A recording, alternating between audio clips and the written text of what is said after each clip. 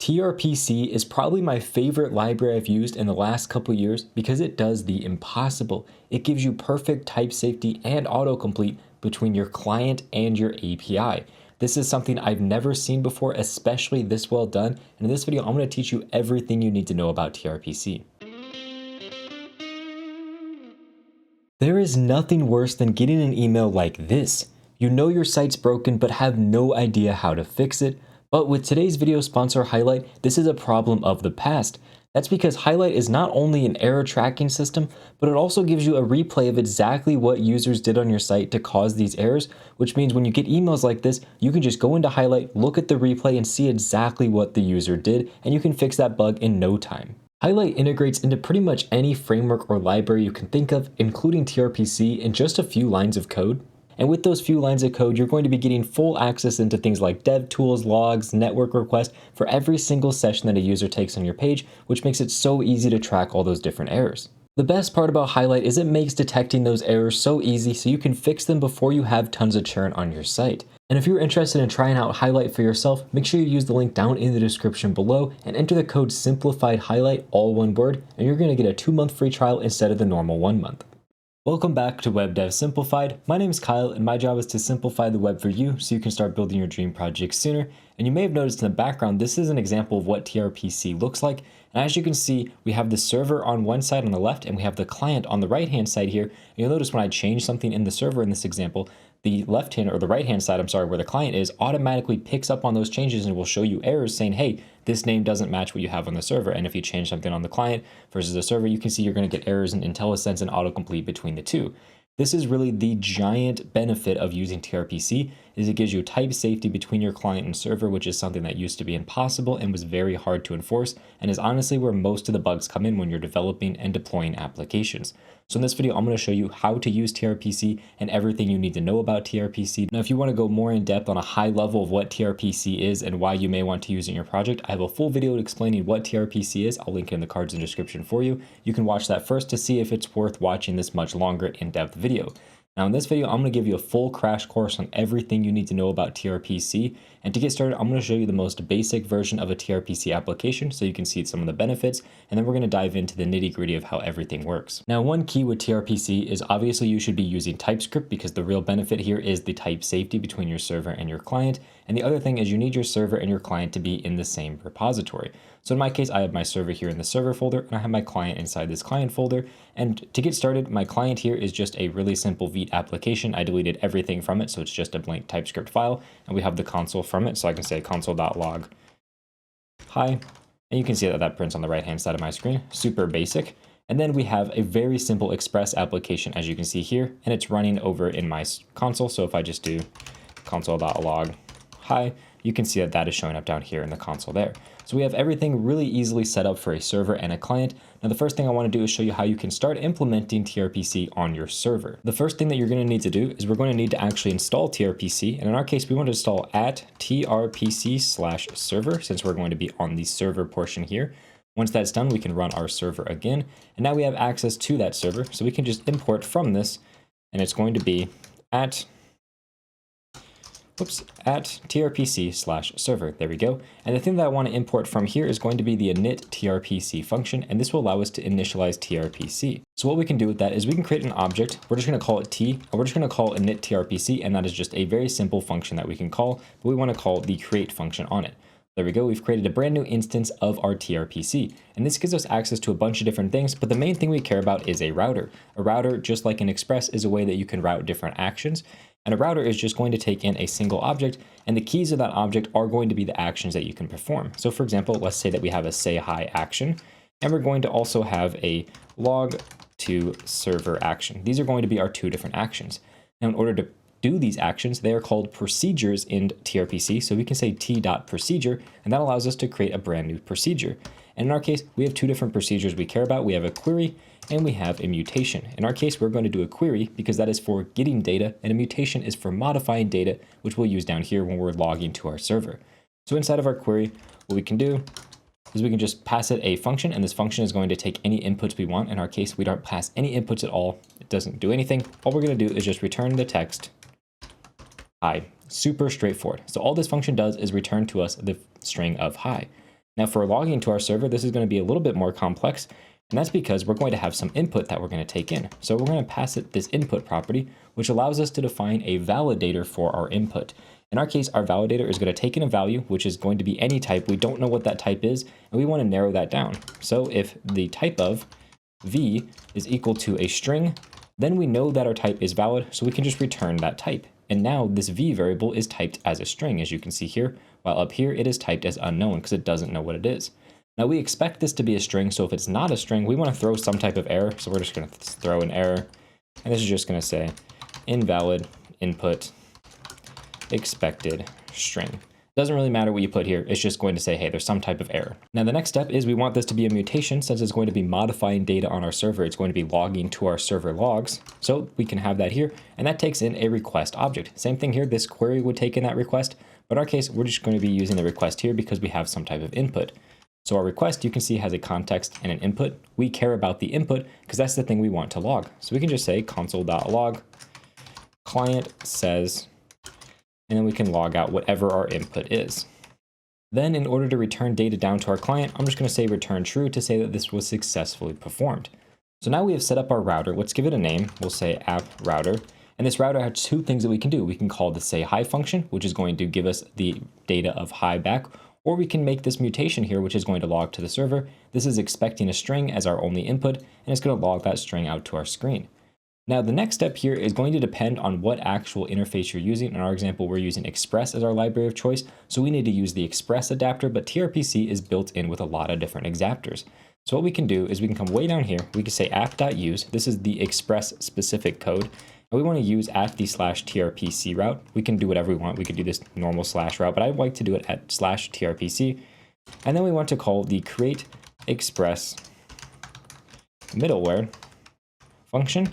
In this function, we need to import. So if I just come all the way up to the very top here, we can import that function. And I need to make sure I do this app up above here. Whoops, there we go. That we actually have access to our app variable. So I want to import this create tr or express middleware. And this is going to be coming from at trpc/server. We need to get it from the adapters folder. And as you can see, like I mentioned, there are a bunch of different adapters you can use. Next.js is very popular, but in our case, we're using the express specific adapter. So now we have that function for creating the middleware, and this function is pretty straightforward. It's just going to take in here a router, which in our case is our app router. That's all we need to do, and now we have TRPC set up on our server. So if we go to our /routes for TRPC, we can actually call our say hi or our log to server procedure. But in order to do that, we need to implement this on our client as well. So this is where my client is running. Here's our code for it, and we need to install the client-side library. So I can say npm i at trpc/client. That's going to install that client library for us. Give it a second to load, and now we can start running our application again. Clear out our console. Now the very first thing that we need to do in here is create a client. So I can say const client equals, and there's a function called create trpc proxy client, just like that. And we can make sure that we import this. So we can add that import from that client that we just installed. So there we go, this is going to be our function, and it's going to take in some links. This is an array of ways that you want to interact when you call a function. So when you call some TRPC function, what do you want to do? In our case, we want to make an HTTP request to our server. So we're going to use the HTTP batch link. This is the default one that they recommend you to use. At the end of this video, I'm going to go through all the different links and how they work. But for now, this is the one that we're going to use. And it's going to allow us to batch all of our requests together into one request, which just saves on some network bandwidth. So inside of here, we need to pass the URL that we're requesting. In our case, our server is running on localhost, 3000/TRPC, and that's because we're running on port 3000/TRPC. That's where that comes from. So now we have our client set up, and what I can do, let's just create a main function here.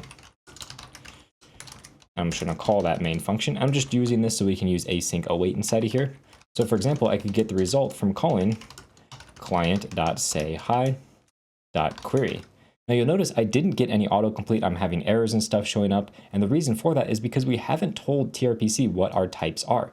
In order to do that, we need to actually export our types here from our client, or from our server, I'm sorry. So we can just type in export type, and we're going to call this our app router, which is equal to the type of our app router. So what we've done is we've created our router that has all of the different routes that are possible for our entire application. And we're just getting the type of that and using that as our app router type. Then in our client, we can import that and pass that as the generic type for creating our client. So let me just make sure I import this here. We can just do import app router from, and that comes from, let's see here, server/API. There we go. So now we have this autocomplete. So when I say client dot, you can see we have the only two options available, log to server or say hi. Let's do say hi, and you can see we have a query, and that's because we set this up as a say hi query. Pretty straightforward. So let's make sure we save this. Come over here, we're gonna save this. And for our query, we're just gonna call that as a function, and then I'm gonna log out the results. Now you will notice we're getting an error. That's because this import should be coming from up here. The way that it automatically imported by VS Code was incorrect. And now you can see we're getting some different errors. It's just being blocked by CORS. Now, if we go back to our server, the reason this is happening is because our CORS call needs to go before our TRPC call, just like this. So now, hopefully, if we refresh our client here, you can see it's printing out the text hi to us. So it's making that request. If we go to our network tab, we can actually see that. If I just make sure I expand this to full screen so we can see everything, you can see that we have this say hi all the way at the bottom here. And you can see, if we look at the correct one, what's happening is it's passing along our information. You can see in the payload, it's batching of 1, it has our input value, and then we have our preview, which has our result for our data of say hi. Now this network request is a little bit complex, and the reason for that is because it automatically does that batching for us by using this HTTP batch link. So if, for example, I was to go ahead and make this request twice, I'm just gonna come in here, I'm gonna kind of cheat. I'm just gonna make the request, I'm gonna copy it down, let's do 3 times, for example. Now if I go over to my network tab, I'll just clear out of this, click save again, and I'll pull this up to full screen. You'll see that down here, we have technically 2 requests. One is just an options request, so we can ignore that. But you can see we have one single request, and it's passing along the data and getting all 3 of our different results. So anytime you make multiple requests at around the exact same time, it's going to batch those together, send them off all at once, and get all their data back at once, which is a huge benefit for using this batching system of getting your data, which is why this is the default recommended choice. Now let's take a look at how we can do that procedure for mutation as well. So we can say client.log to server. This one is a mutate, and it takes in some type of data. So we'll say hi from client. There we go. And we can just await that, and we can even get our result for it. And let's just log out that result. So if we save, you can see the result prints out as true, and that's because up here we return true. And our client is smart enough to know that this result is a Boolean because everything is super type safe, which is great. If I try to pass this a number instead of a string, you're going to notice it's going to give me an error saying, hey, this is expected to be a string. So all of that type safety is super great. I really love that.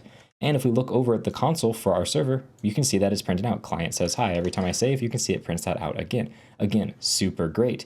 Now, if, for example, I go ahead and I change this, and instead of saying log to server, I just change this to say log. Now, if I save, you'll notice we get errors on the client saying, hey, this log to server no longer exists. You must change it to log for it to work.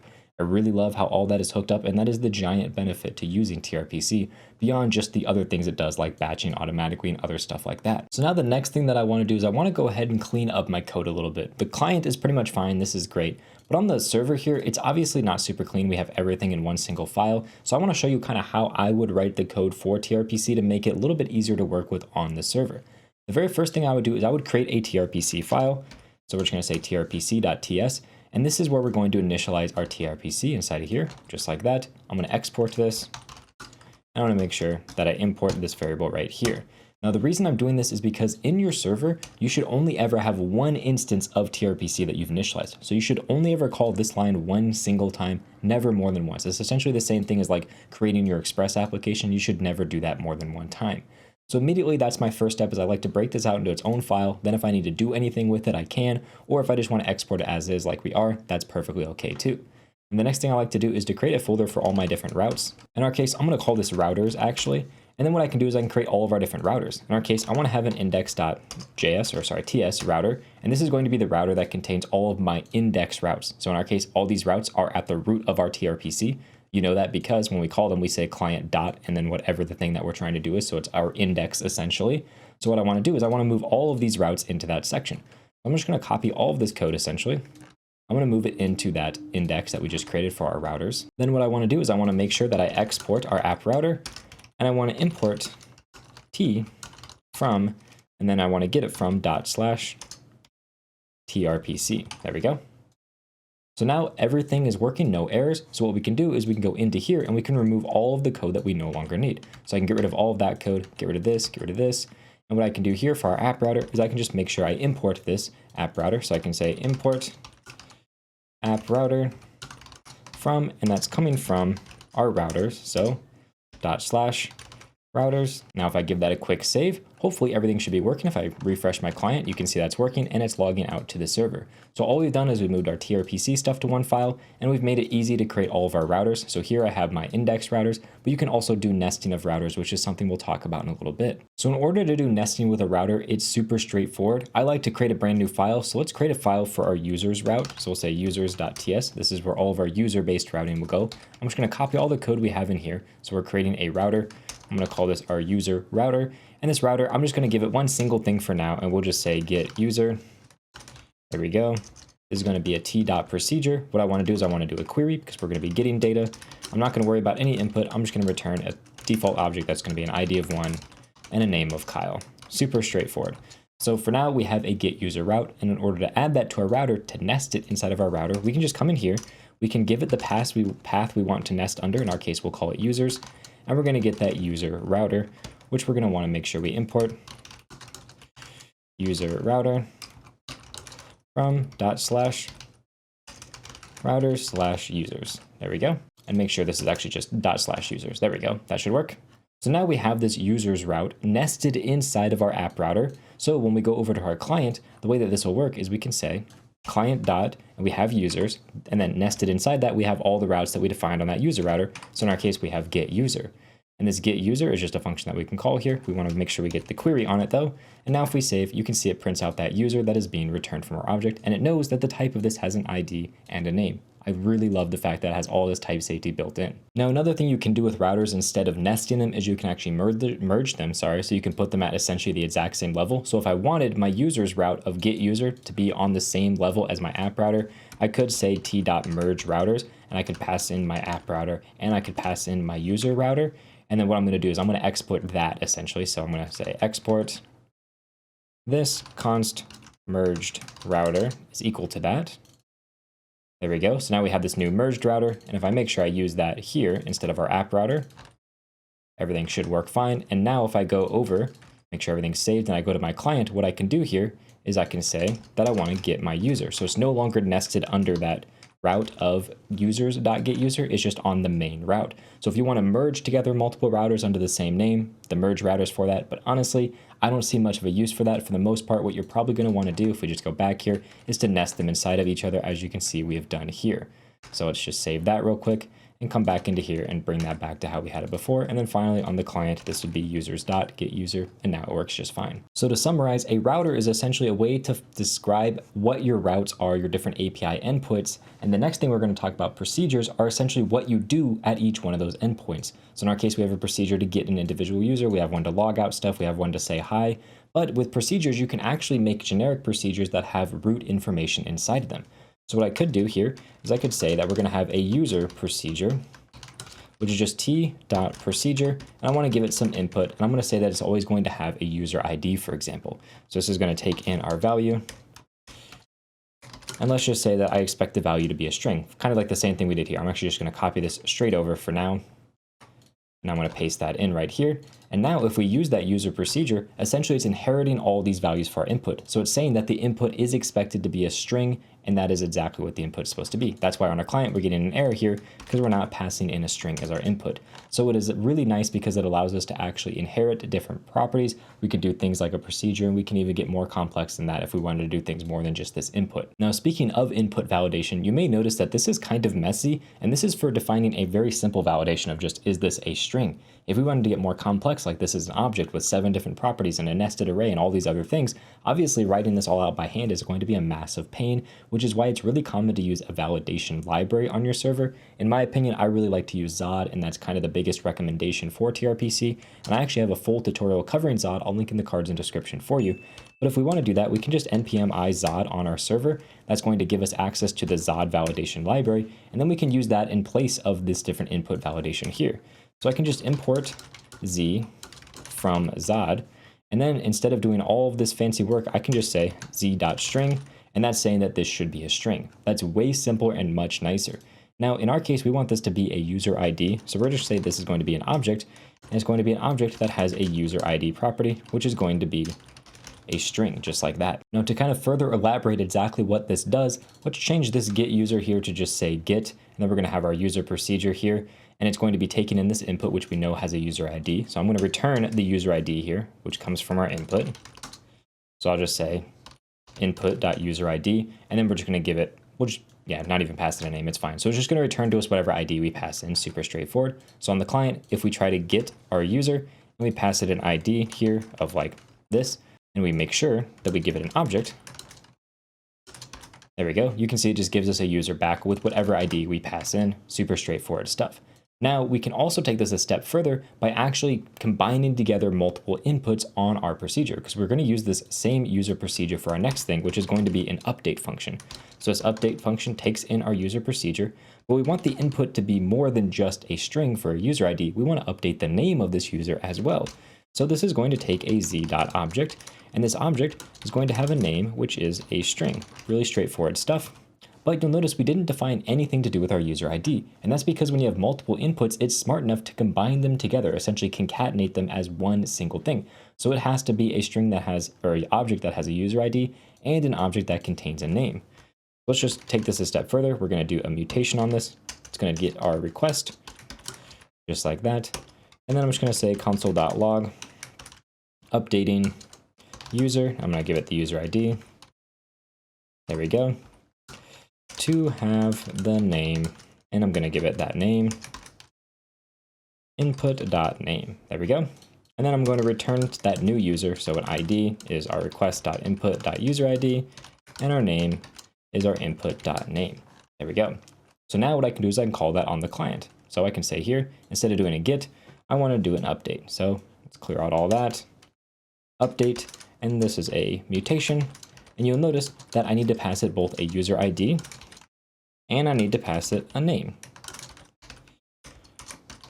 And now if I save this, you can see it prints out the actual return value here, and on the console it says updating user 23432 to have the name Kyle. So this is really cool because if you know that every route is going to contain a particular object with a particular value on it, you can put that in your base procedure, and then you can get more and more things added onto it by combining them together. Like here, you know that you need a name as well as an ID. Now the next thing I want to talk about is similar to input, and that is defining the actual properties for your output. This is something you're probably not going to use very often because by default, TRPC and TypeScript is smart enough to infer your return. So if I look at this, it knows the return has an ID, which is a string, and a name, which is a string. That is automatically inferred by what I return here. But if you wanted to be explicit about it, you could define your own output. So I could say .output, I'm sorry, not there. I need to do it before I do my mutation. So .output, and then I can pass in something that's very similar. So I could copy what we have here for our input, but we know that we also need to have an ID, which is going to be a z.string, just like that.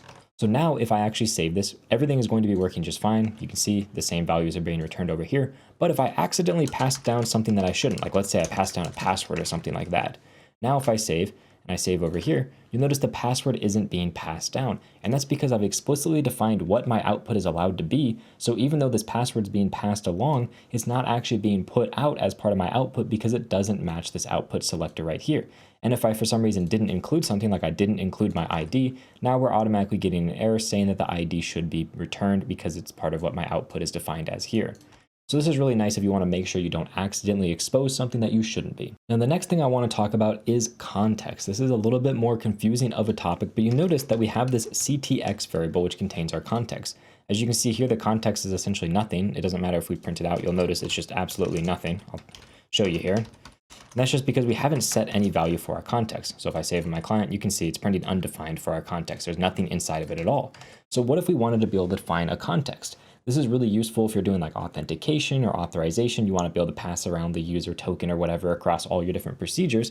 So in order to define a context, it's fairly straightforward. You can do that whenever you create your Express middleware or whatever middleware you're using, whatever adapter you're using. It'll have something called create context, which is a function that's going to take in certain things.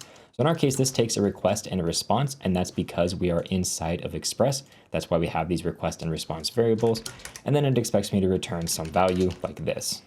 just some object. And this request response here should be inside of an object. There we go, just like that. And if I wanted as part of my context, I could just return the request object like this. That's fine. So now if we go anywhere inside of our code that we're using that context and I log it out,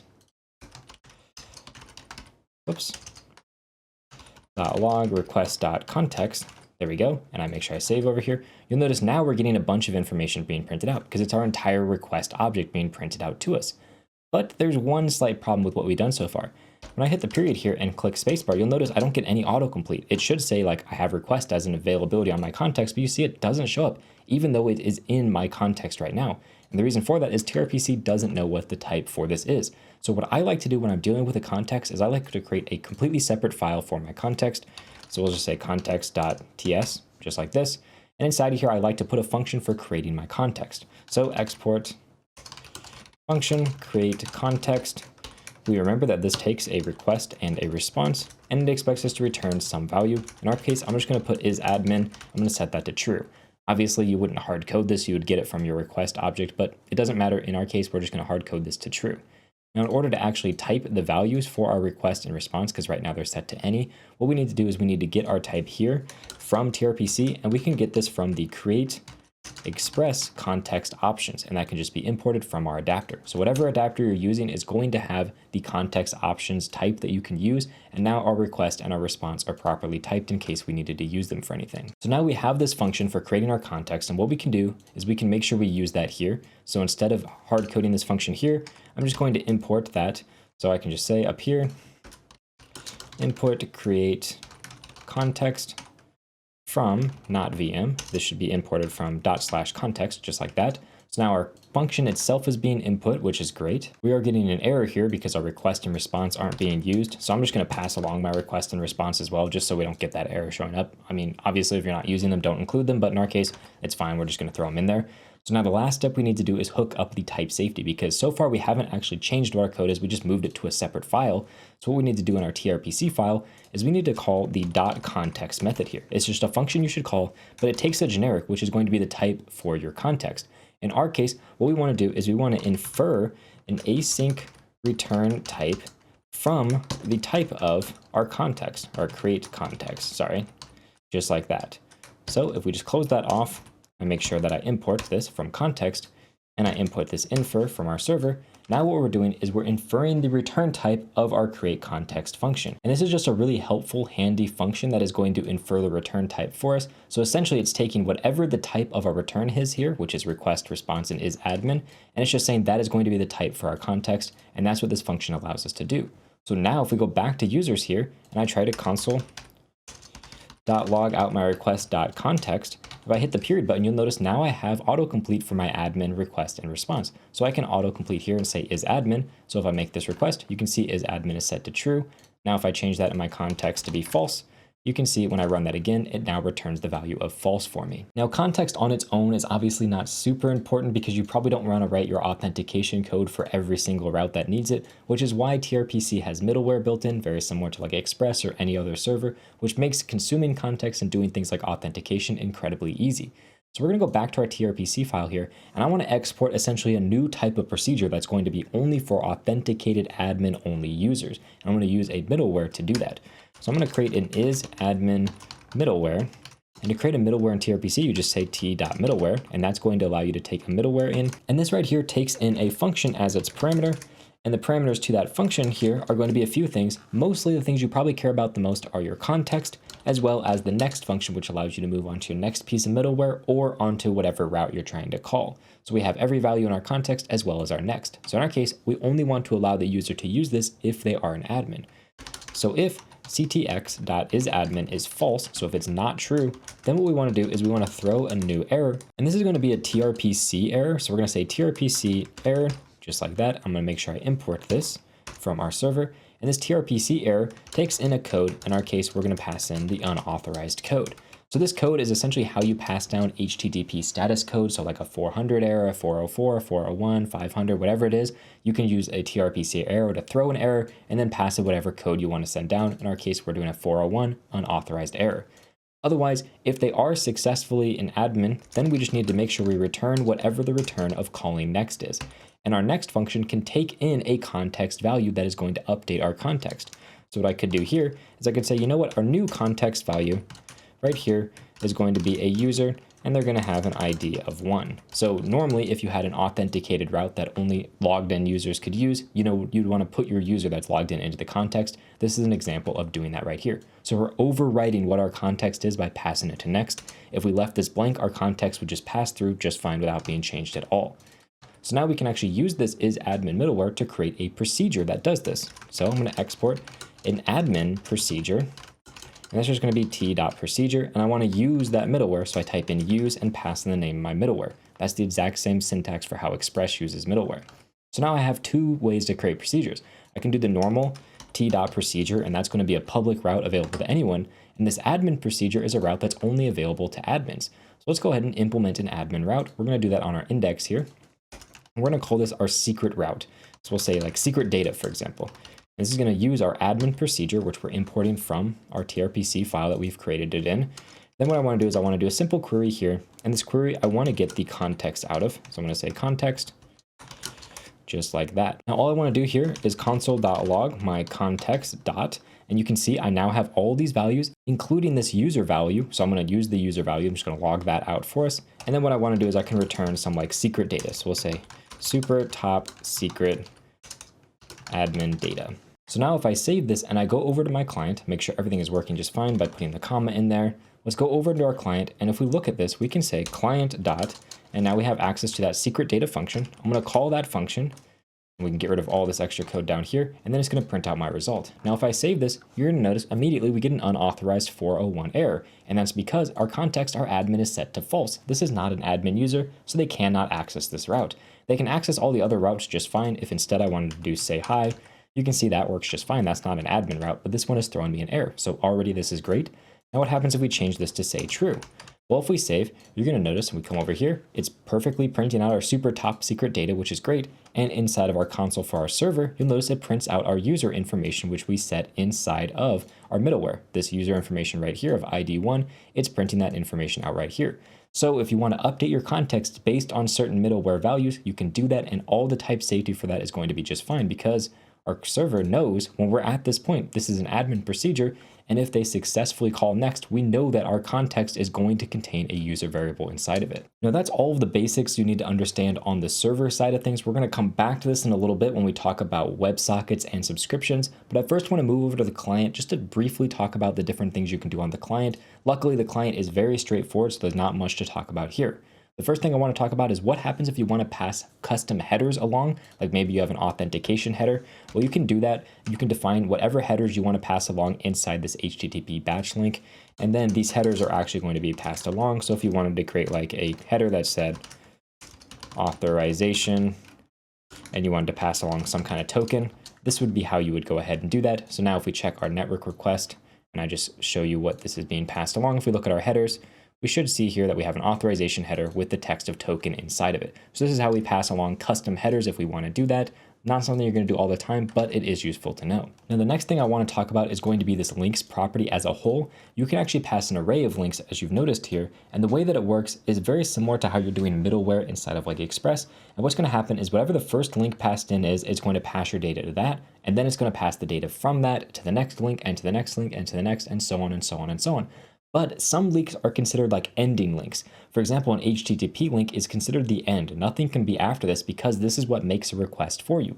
But there are links built in that are not ending ones. For example, there is a logger link.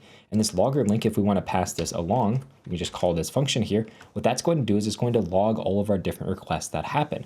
So now if I save, and we just make sure that we're not doing anything crazy here. Looks like the reason this actually happened is because it didn't import this from the right location. VS Code's not quite doing my autocomplete correctly. So now if we say that, you'll notice we get really cool logging on the right-hand side of our screen, telling us we have an outbound query to secret data, we have the inbound result coming in, and you can see it shows us my value I'm passing along, as well as the actual results that's coming along for things like our context and a result and so on.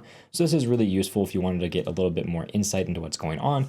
But like I said, this is important, the order you put these in, because if I put my logger link second, you notice it doesn't do any logging. And that's because this HTTP badge link is the ending link and nothing can come after it. So that's important to understand.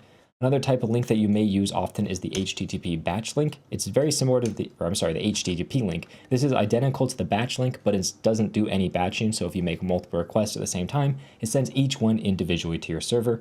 I don't think this is as good as batching, which is why I pretty much always use the batching version. Now there's some other built-in links that you can use, and you can even create your own custom link if you want to. And we're going to talk a little bit more about that when we get to WebSockets, but really that's all you need to know about links. For the most part, you're probably going to use just the logger or the HTTP batch link, and that's going to be about it. Let's just bring this back to how we had it before. And the next thing I want to talk about is going to be how you can set up WebSockets and subscriptions, because this is something that's really cool that's built into TRPC, and it's a little bit complicated to set up, but once you get it set up, it's a breeze to work with. So on our server, what we need to do is we need to install a library for working with WebSockets. I'm just going to install the WS library, which is for WebSockets, and I also want to install the types for that. So we're going to say at types/WS as well, and then we can start up our server again. So now we have that library installed, and we can actually set up a listener for our WebSockets as well. So to do that, what we need to do is we need to get the server that it comes here from our app.listen. This is going to be a server property we can use to set up our WebSockets.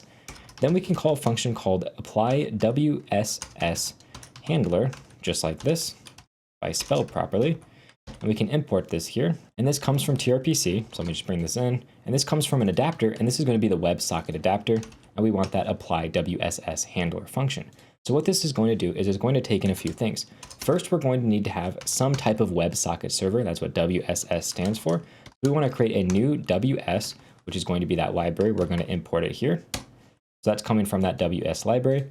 We want to create a new server from this. So we're going to say server like this, and this is going to take in our server object, which is coming from here. So in Express, it returns to us a normal HTTP server. You can see this has the property of server, and we just need to pass that along to our WebSocket server so that our WebSocket server knows how to hook up with our normal server. It knows the port to listen to on and all that other good stuff. And the next thing we need to do is we need to pass in our router, which in our case is just our app router. That's super straightforward. And then finally, we can do our create context. So in our case, we could pass along create context like this, but this is going to throw us an error because the types are not 100% correct between the two of them. I'm not going to worry too much about our context related stuff. So I'm just going to get rid of everything related to our context. And here I'm just going to pass it a blank context that looks something like this. Whoops. Return is admin, set it to true. Just like that. And then in our context, I'm going to remove the request and response. I'm going to remove it from up here as well. So we just have a normal context like this. That just has is admin is true. So that's super fine. And we can actually use the other context if we wanted to. So there we go. Now we have our create context being set up for both of these. And if I wanted, I could use this same one. The reason it didn't work before is because your WebSocket doesn't have the normal request response variables that the Express create context would. So if you want to use specifically your request or response variables, you need to make sure you check if you're coming from a WebSocket or if you're coming from your normal Express middleware. So now that's most of what I need to do on the server for actually getting a WebSocket server set up. So now I have WebSockets running on my application. I need a way to actually use and consume these different WebSockets. So to do that, we're going to go back to our router. So let's go into our user router here, and I'm going to have a WebSocket that's going to log out to me anytime someone makes an update to a user. So I'm going to do an on update, just like this. That's going to be a procedure here, and this procedure is going to be a subscription. This is how you set up a subscription, which is essentially a WebSocket that is going to send down information every single time something changes. We're not going to worry about using this user procedure. This is going to take no input. Just every time a user is updated, it'll tell us that they're being updated. So the subscription here is going to take in a function. If you had inputs, they would come in from here, but we're not going to worry about any of that. And what you need to do here is you need to return an observable. Now this observable is coming from TRPC, so we want to import that. Observable. That's coming from at trpc/server/observable, just like that. So now we have this observable. We need to give it a type. That's going to be the type of what our observable returns. In our case, we're going to return a string, and then it's going to give us a function that has an emit variable that we can use. Now this emit variable has a few different properties we can use on it. For you can see we have a complete, which is saying we're done, close the WebSocket connection, there's nothing else to happen. We can send along an error, or we can send along next, which means, hey, this is the next piece of data, listen to it. This is the next piece of data, listen to it. This is most likely what you're going to use a WebSocket for, is calling next over and over and over again. So the way to actually hook up and emit these events is we need an event emitter. So I'm going to create an event emitter, which is going to be a new event emitter, just like that. I'm just going to import this from the stream library. And then our event emitter, what we need to do down here is we can call an on So at any time our event emits the update action, I want to call emit.next with whatever is passed into this update. Then we're going to come down here inside of our observable and we're going to return a function from it. And this function is going to be observed for whenever we close our connection. So on the client, when we call on update, that's going to open up our connection and we're going to continually to listen and listen and listen to all these events. And then if we close that client connection, like we close our browser, for example, this is going to allow us to close that connection on our end. So we can just say our event emitter is no longer going to be listening to this update command and it's no longer calling emit.next. So how exactly does this event emitter get our data? Well, when we update our user, which is happening up here, I'll just remove this console log because we're not using it. What we can do is we can call the emit function on this, and we can say we want to emit a custom update event, which is what we're listening for down here, and I want to pass it along some data. In our case, we're going to pass it along the data for our name for our user that's being updated. Actually, let's make it the ID instead of the name. So we're going to user ID like that. There we go. So this is the updated ID for the user we're updating, and this is listening to it. So every time we call update, it's going to emit an update event. Then what's happening is inside of our on update, we're listening for that and we're sending that out to anyone that has subscribed to this on update function right here. And that right there is all the changes you need to make on your server. The real key here is to make sure your server is set up so that it can actually deal with WebSockets. And then the next step after that is you need to make sure that you have an event emitter that is emitting some events for when something happens, and then you're listening to those events happening inside of your observable. Now things are going to get a little bit more confusing as well when we go over to our client, because now we need to have two different types of links. We need to have a link for our WebSockets as well. So for now, I'm just going to close out of everything we have in our main. It's going to do nothing at all, and we want to set up a different link. And this link is going to be for WebSockets, so we're going to have a WebSocket link just like this, and this is going to take in a client, which is going to be a WebSocket client, which we're going to create. So up here, const WebSocket client is equal to, and I want to call create WebSocket client, and this is going to be coming from TRPC. Let me just make sure I move these into the correct location for my input. There we go. And this WebSocket client, all it does is it takes in a URL, just like this. There we go. There's our URL for that. And if we really wanted, what we could do is we could move all of this code directly into here. It's going to work just fine. So let's do that instead. So there we go. Now we have our client for that. And for now, I'm just going to comment out this HTTP batch link. So now we have a custom WebSocket client set up, but instead of HTTP, this should be at the WS extension. That's just how WebSockets work. So now let's come in here. I'm going to say client. And what I want to do is I want to go to users and I want to call that on update function. And I want to make sure that I subscribe to this on update function. And then it's going to pass in some data here. So our input in our case is undefined because we don't have any input all that we're passing in. But then we have a object here at the end, which allows us to pass in a bunch of different listeners. So on data is going to happen every single time up here where we call emit.next. Every time we call that, it's going to call on data with the data we passed in, which in our case is our ID. I'm just going to console log updated and then the ID. So every time we update a user, it's going to print that out to our screen. Now this is great, and you can see everything is working just fine. And if we go over to our network, we should actually see that we have a WebSocket connection that is being opened up. So we just close out of that, save this, pull it open real quick, and you can see here we have all this different WebSocket stuff. You can see here's our WebSocket connection that is opened up and waiting for messages to come in. So far, nothing's happened. All we've done is subscribe to this user's on update. So we probably have our WebSocket hooked up, but in order to make a request to our WebSocket, we also need to be able to make a request to a normal HTTP link because we have both WebSockets and normal queries and mutations. So this is where the split link comes in. This is another type of link which allows you to do one link or another link based on a condition. So inside of our links, I'm going to pass in the split link here, which is a function that takes in a condition. So this condition is a function as well that takes in an operation. So right here, what we can do is we can say op.type. If this is equal to a subscription, then we're going to return that value. So this is going to return true if we're trying to do a subscription. And as you can see, this can be a mutation, query, or a subscription. So if we're doing a subscription, we return true. So we pass the true property here as well. And this true property is what we want to do when this evaluates to true. So we want to use our WebSocket link just like this. Now we also have a false property. And in our case, we want to use this batch link. So I'm going to copy over this batch link and paste it into here. So what this simple split link is doing is it's saying, hey, whenever we make a request, if it is a subscription, use our WebSocket, otherwise use our normal HTTP batching. So now what I can do is I'm just going to copy over one single method, and this single method is going to be for whenever I click on a document, it's going to update my user. You can see here I have my document. When I click, you can see it is updating the user. You can see it's printing out that text down here, and also it's giving me an updated count over here. But the real key, the thing that makes this super useful, is if I open up a brand new browser, I go to that page and I click on this, you can see my old browser is still printing out that updated value.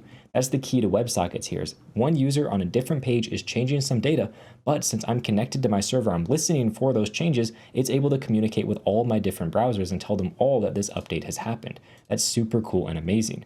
Now, another thing that you can do with your different client updates here is this is going to return to you a connection. And what you can do if you need to is you can unsubscribe, so you can stop listening to things if you want, or if you want to completely close your WebSocket connection, you can just say WS client, whoops. Or yeah, we didn't create the client here, but if we did create this as an actual client, so I can just bring this out here. Const WS client is equal to that. And then I can pass this in here. What we could do if we wanted to is we could close our entire connection as well. And that's all there is to TRPC. If you want to check out my full tutorial on Zod, which is heavily used in TRPC, I'm going to have that linked right over here. And if you're interested in using TRPC inside of React, React Query is how that is done. And I'm going to link my React Query tutorial right over here as well. With that said, thank you very much for watching and have a good day.